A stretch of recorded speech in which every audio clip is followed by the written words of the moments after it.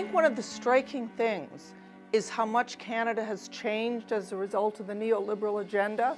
I mean, if you go back 30 years ago, Canada was a much more equal and inclusive country. And among other things, you know, the economy was growing. It was growing much stronger than it is today. And when the economy grew, the income gains were widely shared among the population.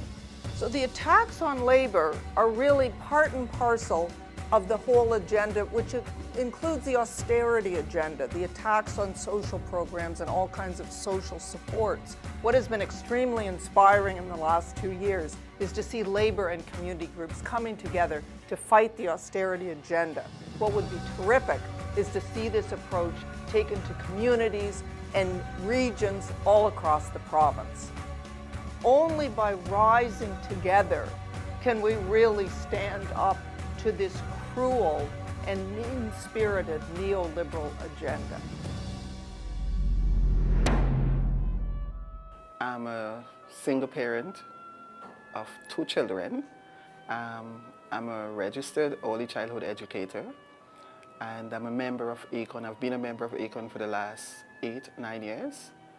And I can see that the effects that the cutbacks have had on families, on their everyday life from day to day, because it's really hard for families to make ends meet. And as a member of ACON, we view this common front as a real great hope for us at ACON, because this gave us the opportunity to work with over 100 groups, including the labor unions, and to get our voice heard and get our membership voice heard. There is a saying that there's power in numbers.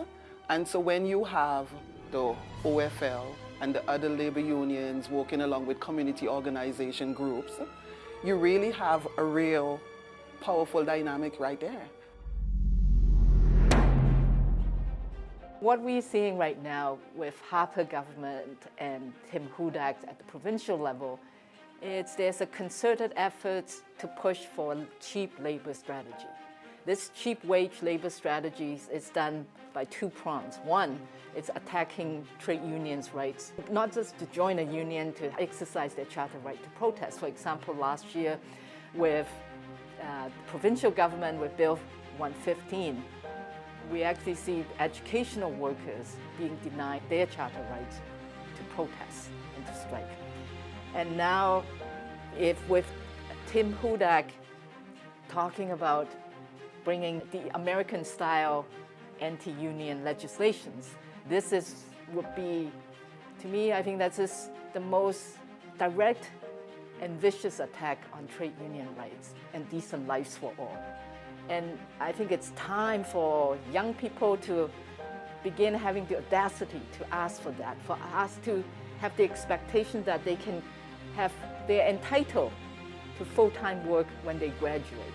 It's time for all of us as workers to demand not just to keep what we've got, but actually pushing for and asking for what we desire. And what we desire is what we desire for all.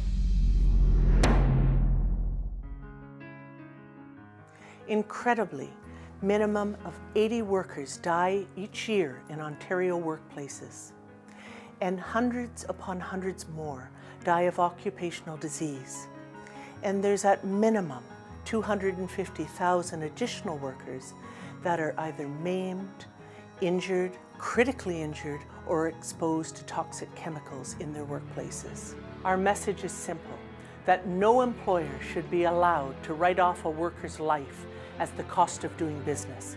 Employers continue to put workers at risk for their bottom line, for their profit margin, instead of eliminating the hazards. Hundreds of thousands of injured workers and their families continue to live in poverty in Ontario because of a compensation system that is more concerned about reducing their unfunded liability than providing the necessary services and benefits that injured workers so deserve.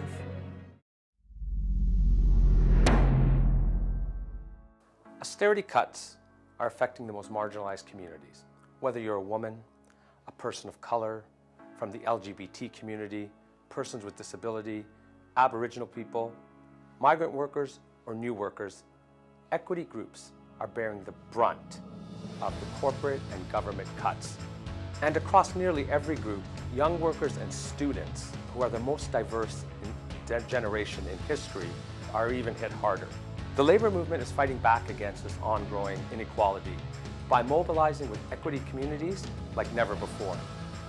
We're demanding an end to racial profiling. We're asking for justice for police shooting victims. We're taking action against violence against women and our stolen sisters. We've demanded for human trans rights, and bullying must end. We're championing employment equity, childcare, and treaty rights. This work that the OFL has done has put us in the forefront on these important issues that affect everyone. And more importantly, it's forged ties with the community groups that will never be broken. The Conservative movement in Canada is built primarily on money, finances. Whereas the Labour movement, our strength is people. Our strength is putting together a coalition of people and social activists and using that people power to drive our agenda. With our collective voice, we've managed to shift the debate away from austerity and onto inequality. And in doing so, force the government to raise taxes on high-income earners at one end of the scale, and at the other end of the scale, we force them to address the question of minimum wage. In addition, we sent 3 new Democrats to Queen's Park to hold this government to account. Across Ontario, Labour and the community are rising together to challenge austerity, to challenge inequality, to defend collective bargaining rights, and to create the kind of society that we all wish to live in. So my friends, let me finish by saying that in many respects, what we've got here, we have an issue of fairness. Our calling card in this community and in every community across this province has got to be one of fairness. The crusade, my friends, is one of economic and social justice. And the campaign to do it is to form a common front with our community partners. That's an unstoppable movement, my friends. Social justice, fairness, and a common front with our communities to take on the right-wing agenda in this province and all across this country. Thank you very much, my friends, for standing together.